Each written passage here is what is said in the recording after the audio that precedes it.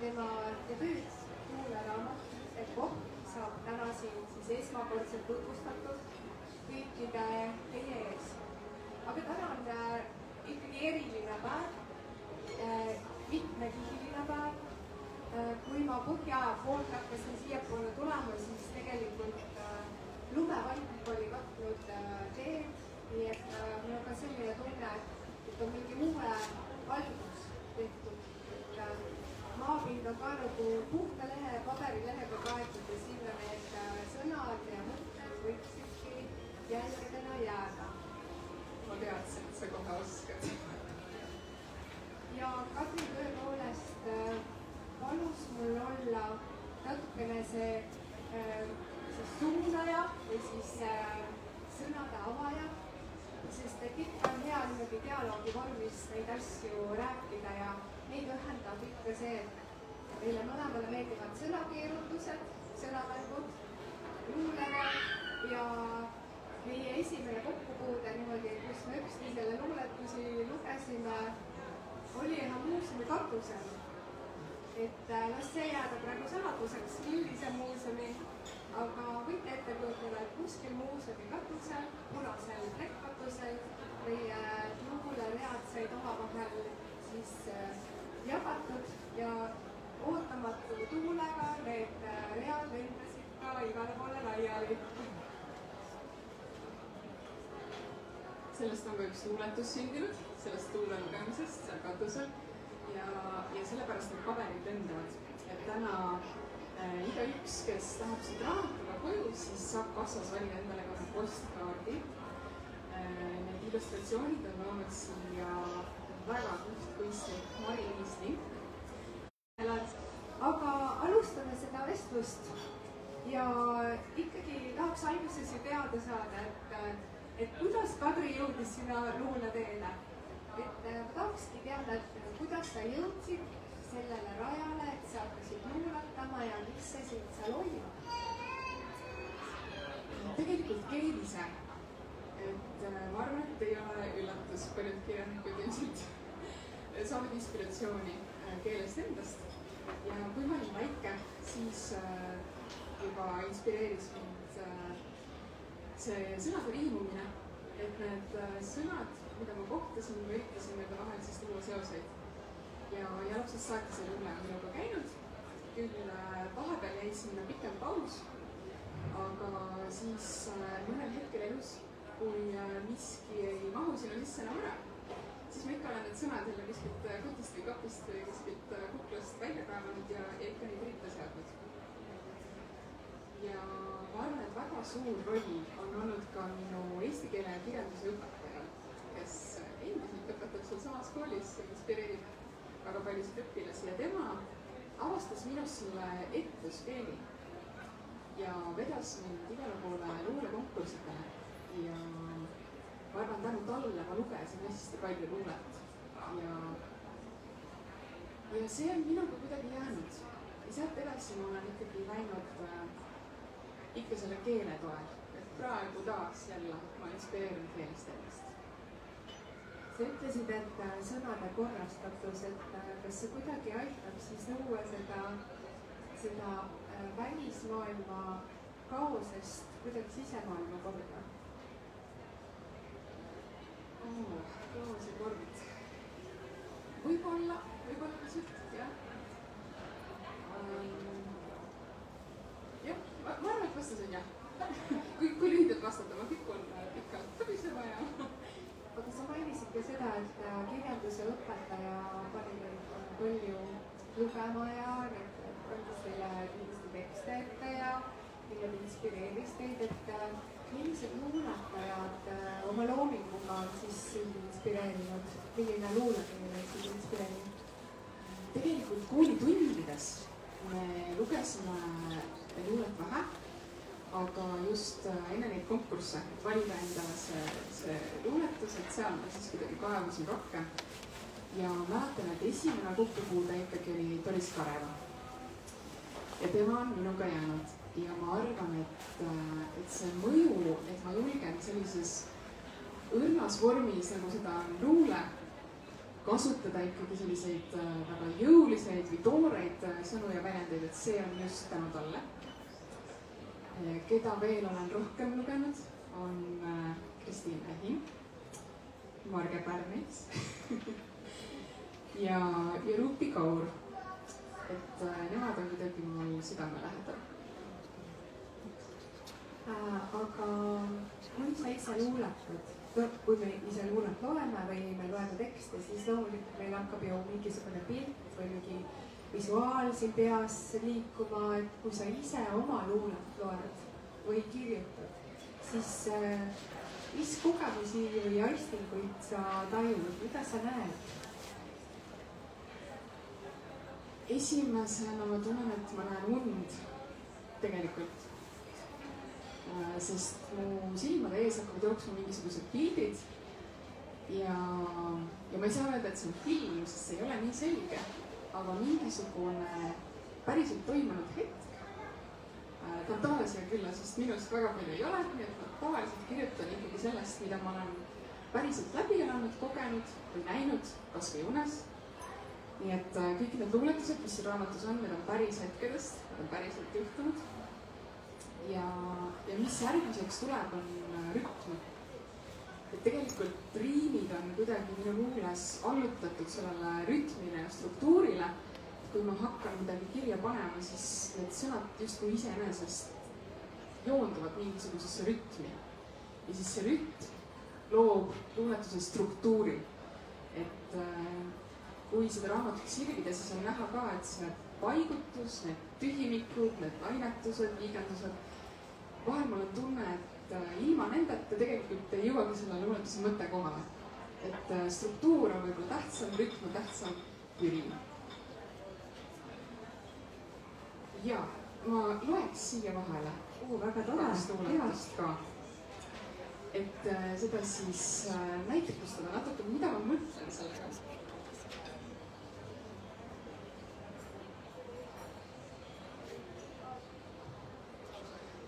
Kukun su sisse, üleni, julgestuseta. Sinu julgustusega hoosain sisse. Anna veel midagi, millest kinni haarata. Ma kukun ja kukun, ei väsi. Ootan põhjas su käsi.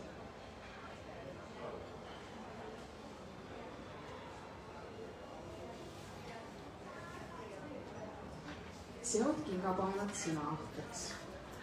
Õhma hinges hääle varjus väreleb leppimatult, kuuldamatult, nähtamatult, täiesti tuntavalt, kui ütleme härmatanud hüvasti. Seisatama juhtud tee serval, teiste ja enda eest peidan nukrust ja pilke su järele. Kas näed nii kaugele, et jumaldan sind vaadata? Ainult jah, mida salaja. Sina hoiad hinges mu elu elevust. Su krõbedad sammud teevad kõrvadele haiget.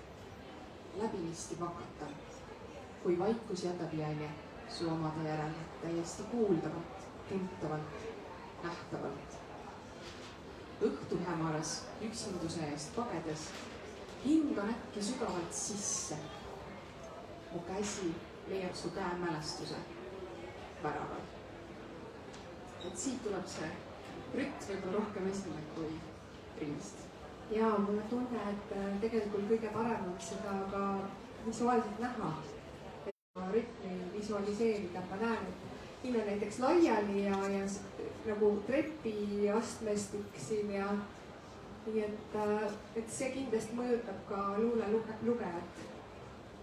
Aga mul on tunne, et kuigi ma olen näinud sind kirjutamas ja ma olen lugenud ka teisi selliseid luulevorme, et sa oled ka väga palju haikut kasutanud, riimi siis vähem, et pigem sa siis lainetad selle vabavärsi lainel ja ainetel. Ja ülekaalukalt kirjutan ikkagi vabavärssi, et mul on tunne, et see jätab just sellele struktuurile, mis minus rohkem esile kerkib, rohkem valikuvabadust, võimalust seda kasutada. Et riimiluule annab seda vähem. Aga haikud, mõni, mis on sellest haikude kuudest, mida ma enda jaoks nii-öelda väljakutseks võtsin, et iga päev kirjutada üks haiku. Et mõni on ka sellest perioodist siia raamatusse saanud küll. Aga kas sa pealkirjastad oma luuletusi? Väga harva. Ja ma tahaks seda paremini osata võib-olla, aga mõnikord ma ei oska seda tunnet siis nimetada, lasta siis vooga. Just. Aga kui sa kirjutad luulet, kas sa lähed niimoodi ühe hooga, kirjutad selle luuletuse algusest lõpuni või hakkad hoopiski keskelt pihta või lõpust algusesse või sul on komme, et sa kirjutad, siis sa natuke aega lased tal settida, koguda midagi ja siis inspireerud, siis lähed uuesti selle sama luuletuse juurde, võib-olla lased kellelgi teisel vahepeal lugeda. Kuidas sul see tehnika käib? Vahepeal ma lugeda ei lase. Et isegi see oli väljakutse, et üldse lugeda lasta. Aga pigem ma kipun olema see, kes neid ikkagi üle pintseldab ja vuntsib ja viimistab. Et muidugi kõige magusam on see, kui ta ikkagi tuleb selle ühe hooga, siis temast säilib see värskus. Aga tihti jääb puudu näiteks lõpp, et ma ikkagi ei jõua sinna, nii et seda ühe hooga niimoodi kirja panna. Või siis jääb puudu see tunne, et ma ikkagi tunnen, et see, millest ma tahtsin kirjutada, see nüanss jäi ikkagi tabamata. Hästi, ma siis rohkem ei torgi sind ja kirjutan hiljem, tulen hiljem tagasi. Või siis tuleb mõni mõte hiljem, mida sinna lisada, mõni sõnapaar, mis hakkab kummitama, siis jälle lähen selle juurde tagasi. Aga ka need luuletused siin on hästi-hästi kaua lihvitud, et on mõni, mis on küll ühe hooga kirja saanud. Aga ütleme, et kirjutama hakkasin umbes 8 aastat juba praegu tagasi, nii et siis, kui ma ikkagi otsustasin, et tuleb raamat, siis ma hästi palju neid lihvisin ümber. Ja mõne siis enne trükki laskmist, enne seda, kui ma kujundajale ära saatsin, mõtlesin, et ei tuleb ikka värskeks teha, et see värskus oli läinud kaduma. Ma võtsin uuesti, aga mul on pool tundi. Et ma kirjutan uuesti ja vaatan, kas tuleb. Lihtsalt, et see värskus tuleks uuesti sellesse luuletusse ja mõnikord tuli. Seda oli sul kui autoril vaja. Täpselt. Sest, et kõik meie siin oleme väga värsked selle luuletuse lugejad, nii et ju siis oli seda sulle kui allika loojale vaja. Aga tahaksin veel enne, kui me selle raamatu juurde lähemalt teada saada, et kus on su lemmikpaik, kus su luuletused sünnivad, et kus sul on kuskil raamatupoes tekib see lemmikpaik või on sul oma kodus või kuskil tänava pingi peal, kus sa tunned, et see Pegasus hakkab kappama ja nüüd oled nii selle luulelaite mässu sees, et ei saa muud moodi. Eks enamasti ikka kodus ja ühisnimetaja kipub olema aknal teki sees. Et minu Tallinna lemmikkodus oli mul veel akna taga, mitte ainult see plekk aknalaud, vaid terve suur plekk katust laius seal taga. Ja mulle sai kuidagi arvamuseks see romantism, et kui vihma sajab, siis sajab poeesia. Ja siis ma istusin seal ja panin kaminasse tule ja võtku kirjutasin. Ja oma praeguses Tartu kodus olen ma pugenud vintskappi. Et samamoodi akna alla, kott oli sisse ja kohe mu kõrvade kõrval on terve see katus. Ja kui ma vahel võtan õhtul, sütan ka küünla ja võtan veinikokaali ja siis see luule voolab, siis ma loen siia juurde ka ühe luuletuse ja kellel on vokaal tühjaks saanud või üldse puudu, siis ilgesti on just see hetk.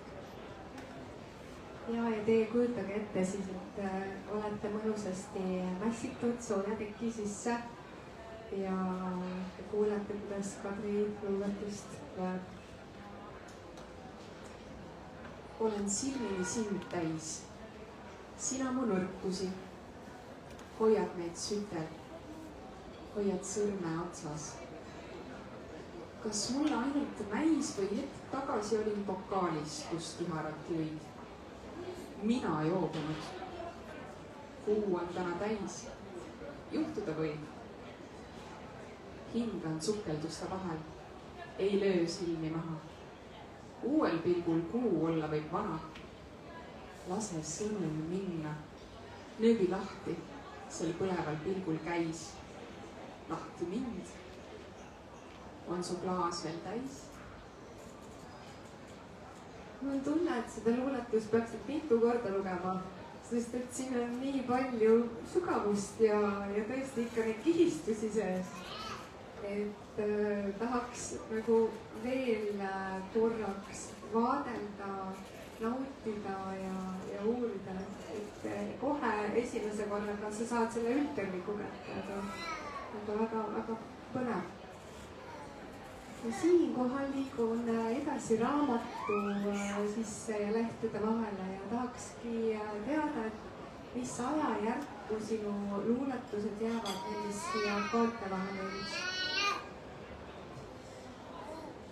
See on ühe armumise lugu, ühe armastuse väga kirglik lugu. Ja umbes 8 aastat tagasi siis hakkasin vaikselt kirjutama, ei mahtunud ära minu sisse jälle. Ja kui ma enne hoidsin ennast tagasi, siis millalgi sai sellest ikkagi dialoog. Ja kuskil märkamatult niimoodi 3,5 ja 4 aastat ma vaikselt kirjutasin ja kirjutasin. Ja ühel hetkel ma siis sain aru, et aga ta ongi mulle kinkinud minu esimese raamatu. Et kui ma lapsena mõtlesin, et ma kunagi tahaks ikka raamatu välja anda, siis küll mõtlesin lasteraamatu peale. Siis märkamatult oli see hetk kätte jõudnud. Ja ma ei kiirustanud, siis ma hakkasin lihvima. Ja ma mõtlesin, et aega on, ikka lihvin ja iseenda jaoks. Ja ikka mitu korda sai ümber otsustatud, et ei, ma ikka ei anna. No, kellel seda vaja on ja kes seda loeb ja tegelikult on seda vaja mulle endale kõige rohkem. Mul oli vaja see joon alla tõmmata, edasi liikuda. Ja ma mõtlesin, et aga äkki ma trükingi selle ühe eksemplari, panen ta riiulisse ära ja siis seal ta on ja ainult mina tean, et see on üks epoh. Aga selleks ajaks, häda, ma olin ju sõpradele juba lubanud, et see raamat tuleb. Ja ma kipun ikkagi oma lubadusi pidama ja siis ta pidi ju tulema. Ja tõesti, mõni tuli ka selles raamatu kirjutamise protsessis veel juurde, et ikka tuli, sest mul oli vaja luua nende peatükkide vahel seda tasakaalu. Et kui ikkagi kõige raskem on kirjutada sellest puhtast õnnetundest, kus sa oled nii varasealgne, nii kerge, hõljuv, et seal ei ole neid erinevaid nüansse, millest kuidagi kinni hakata arutama. Et ikka need tormilised tunded ja see tuuline ja pilvine on see, kus on neid varjundeid rohkem. Nii et ülekaalukalt oli neid seal raamatu lõpupoole rohkem ja siis ma pidin hakkama minema tagasi nendesse nüanssidesse, nendesse tunnetesse, mis olid siis kirja panemata. Sest kui ma tahtsin, et lugeja saaks selle tervikliku loo, et see lugu otsast lõpuni hakkab siis ennast avama ja rääkima, siis tegelikult mõned hetked, mõned nüansid olid sellest puudu. Ja need tuli siis juurde kirjutada. Nii et ka raamatu kokkupanemise protsessis tuli neid ikkagi veel juurde. No armumine on selline tunne, mis paneb lendama ja võib tekitada ka südamevalu.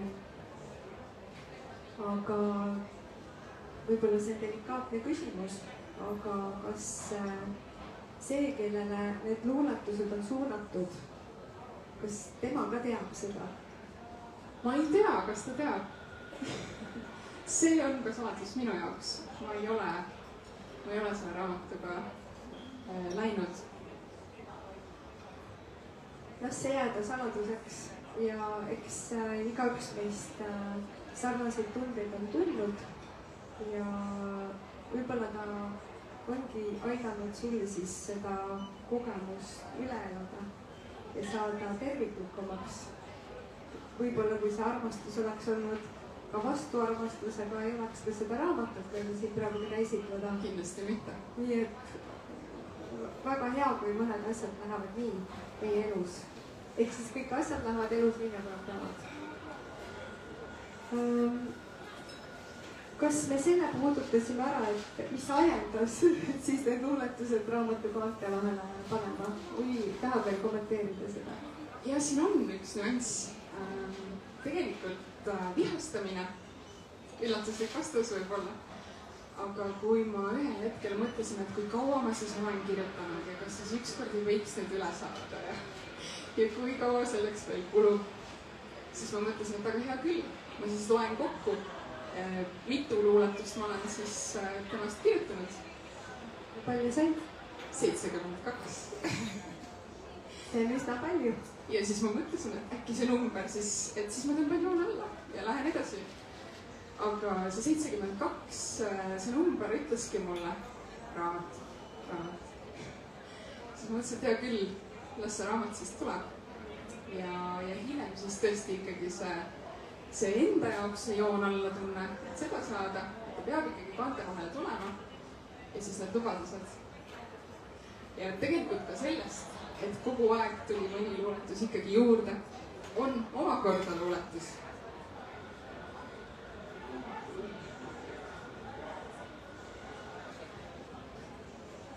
Ikka veel kirjutan sinust, veel ühe veel, viimase, üle eelviimase. Ühtäkki saabus päev, mil riimisid sina mulle ja mina tuuldusin tiibadega. Ei kui ilus. Aga kas sa nüüd suudad luuletada edasi ilma siis temale kirjutamata? Jaa, see oli väga lihtne, ma võtsin uue märkmiku ja lubasin endale, aitab. Sa pead lubadustes kinni, ma tean. Huvitav oleks veel teada saada, et kuidas sa oled järjestuse siia raamatusse pannud, et kuidas just see üks luuletus on seal esimene ja siis see on 3. ja siis on see 55. Kuidas see on sattunud nii? Kas see tuli nii, nagu sul oli ka märkmikusse kirjutatud või sa oled siin mänginud natukene? Tõesti, et see kronoloogia ei ole päris see õige. Kronoloogia nii, nagu ta minu seest tuli, vaid ikkagi jagasin peatükkideks, et mis siis võiks olla see loogiline järjestus selles loos, et see kõigepealt selline õhkav, õnnejõuvastunud proloog, siis see mängitav, lükkav, tõmbav sisupeatükk ja siis üsnagi halastamatu epiloog sinna lõppu. Et kui see kõik paika sai, siis ma tegin endale lipikute süsteemi. Ma lugesin läbi kõik luuletused, mis mul olid, valisin välja, mis oleks piisavalt siis hea, ma ei tea, mis seda ütlete teie, et tulla raamatusse ja kirjutasin välja siis esimesed read sellest luuletusest, et ma tean, millest on jutt, need olid mul pähe kulunud. Selleks ajaks oli möödas mul mingisugune 6 aastat. Ja siis ma hakkasin neid lipikuid muudkui järjestama ühe peatüki sees. Ühe peatüki jaoks üks värv ja ma tahtsin, et selles järjestuses jääkski kajama see esiteks terviklik narratiiv seal taga. Aga et lugeja saaks ka ikkagi selle üles-alla lainetuse kätte. See, et ma olen seal kuskil laineharja tipul ja muudkui hõljun ja siis see, et aga kuhu see viib ja miks ja siis jälle see, et ma ikkagi annan selle käe jälle tagasi ja ta muudkui nagu hulpisin nendes lainetes, et see üles-alla tuleb ka siit raamatust siis välja tänu sellele järjestusele. See on ikka väga põnev, kuidas luuletajad neid luuletusi järjestusse sätivad, aga sellega seoses ju luuletused on saanud ka endale selle visuaali ja selle illustratsiooni. Sa juba mainisid kunstnikku, kes jõudis ka meie või ei jõudnud? Ta on siin kuskil taustal. Väga tore. Tagasihoidlik kunstnik, sinu pildid on meile nähtavad siin lehtede vahel, aga kas te koostöös valisite luuletustele need visuaalid juurde või andsid sina ette need, millele sa kindlasti soovisid, et tuleksid need teosed juurde? Võis juhtuda, et mõni luuletus sai ka mitu pilti või kuidas teil toimus see kohta? See oli üsna orgaaniline, et algul, kui ma selle käsikirja andsin ja ta kohe sealsamas kohvikus ütles mulle jah, siis ma andsin talle alustuseks vabadust. Et ma ei tahtnud teda piirata nende mõtetega, et siia ma tahaks kindlasti, siia tahaks ka, kuigi see kõik oli minu sees olemas, aga see oli mul endale ka õppimisprotsessi. Ma olen see perfektsionist ja see nii-öelda korrastatud, eks ole. Aga ma tahtsin, et talle jääks ikkagi see loomingu puhang ja ütles, et hakka kuskilt vaikselt peale ja siis vaatame. Ja siis, kui ta mõni kuu hiljem mulle kirjutas, et näe, tulid sellised minust, siis päris paljud need luuletused, kuhu ma olin ikkagi tahtnud seda pilti sinna juurde, olid selle juba saanud. Et ma mõtlesin, miks see nii on, et võib-olla siis need, mis minu jaoks olid hästi märgilised hetked selles loos, olidki saanud kirja nii tugeva tundega, et ka lugejat puudutas see võib-olla kuidagi sügavamalt ja ta tundis, et voh, siia tuleb. Ja siis me hakkasime natukene ikkagi põrgatama ja sai ta niimoodi päris mõnusaks koosluseks. Aga see kaanepilt, kas kaanepilt oli ka nii, et kunstnik tegi lihtsalt selle ühe luuletuse visuaaliks või oligi kaanepiltide konkurss kunstnikuga koos või? See tuli ühe luuletuse juurde ja kohe, kui ma seda nägin, see oli esimene pilt, mida ma üldse nägin, ma teadsin, et ahah, siia sisse sobib ka pealkiri. Et see oli hästi-hästi kuidagi lööv, väga tugev, väga värvikas, aga jõuline ühtaegu, täpselt nii, nagu on see looming siin sees. Just see killustatus on seal, aga kildudes peitub ka lõpuks õnn ja need värvid, et tõepoolest see pitslitõmbega epohh pealkirjana. Kuidas see pealkiri, üldse nii jõuline pealkiri siia tuli, jah, ja pitslitõmbed seal taga ka veel? See pealkiri tuli tegelikult üsna kohe koos selle tundega, et valmis on tegelikult saanud see 72, noh, eks ole, et see raamat. Et see pani mind mõtlema lihtsalt see number, et aga see on olnud nii pikk teekond, nii eriline lugu, eriline osa minu elust, et see on üks täiesti selline, ma võiksin ta välja lõigata, ära raamida ja ta on üks eraldi ajastu, väike elu minu elus ja sellest epohh siis tuli. Sellest saaks võib-olla isegi ühe toreda näidendi stsenaariumi. Aga palun lavastajale. Kellele sa soovitad seda raamatut lugeda? Kindlasti kõik need, kes meie siin istume, meie kõik tahame lugeda seda raamatut juba, aga kes veel võiks olla? Ja kui ma algul arvasin, et tõenäoliselt on kõige põnevam lugeda seda neil, kes on lugedes sama vanad, kui mina olin siis 8 aastat tagasi, siis nüüd, kui on vaikselt hakanud tilkuma seda tagasisidet, siis öeldakse, et aga kogu see noorus ja ma olen aus enda vastu ka naiivsus ja see kirglikkus on meis kõigis olnud või on tallel. Et see puudutab, ma tunnen neid kõiki, aga kindlasti võiks sobida neile, kes hindavad eesti keele ilu, kõiki neid sõnamänge, seda, mis ridade vahele on võimalik eesti keeles panna ja seda mitmetähenduslikkust välja lugeda. Ja seda visuaali ka, mis sa oma luuletustega lood, seda ka kindlasti. Aga kuidas sa ise luuleraamatuid loed? Kas sa sirvid, kas sa nopid, kas sa loed kaanest kaaneni, lõpust algusesse? Kuidas sa soovitad oma raamatut lugeda?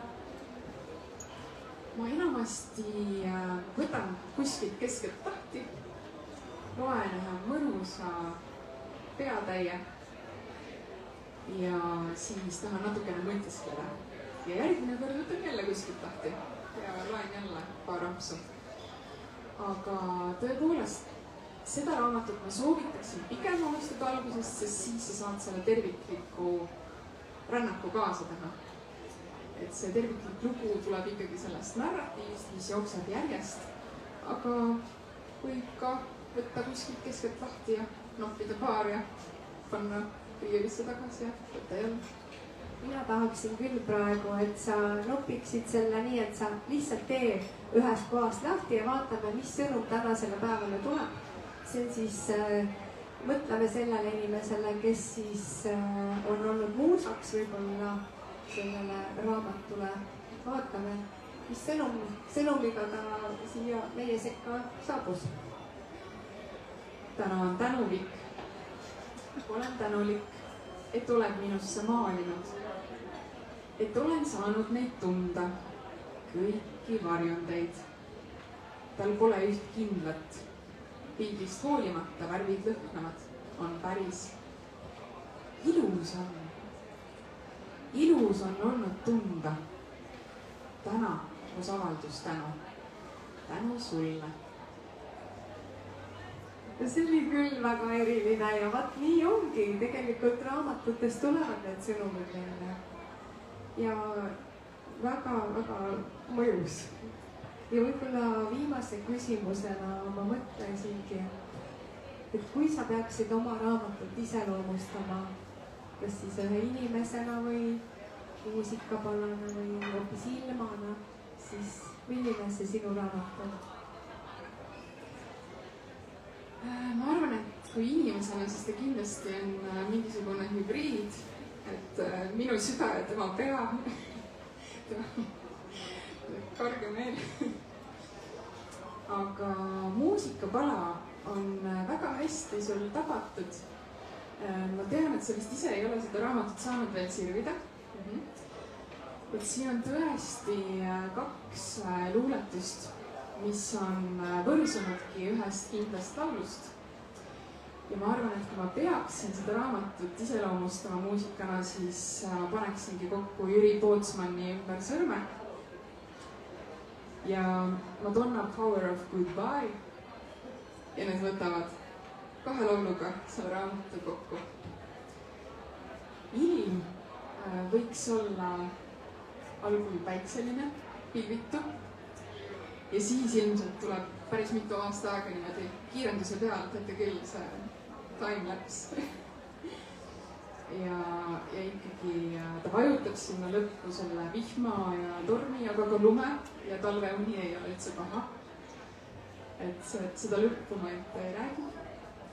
aga vihmal on minu luules päris suur roll tegelikult ka varasemast perioodist. ja kui te veel jaksate, siis ma loen siia lõppu natukene vihmast. loe meile ja, sest et ega vihm paneb ju asja kasvama ja mõtted idanema, nii et see sobib väga hästi. hea meelega kuulame su luuletust. 2 väga eripalgelist vihma 2 erinevast aastaajast. meil on ka talved need vihmased, et see on talvevihm. sel päeval uppus kõik vihmavette. teed, pargid, purskkaevudki. Aegluubi hääletust trammis kujutasin ette, kaua see nii võib veel kesta. udu, hall, tühi vaikus meis. kõik tundus järsku nii väga totter. olla ja tulla ja olla tundnud. üksikult liikuvad jalakäijad tõstatasid vihmavarjud näo ette. justkui tahtmata näha tõenäkke. ja et ikkagi rõõmsa noodiga lõpetada, siis üks suvine vihm ka. soovin, et sa ajaksid mul kaela kui sahmaks sumedat vihma. tõotan pragunenud huulil, ei kuivada ma tihkaks. oi kui ilus. see oli küll hea lõpetus.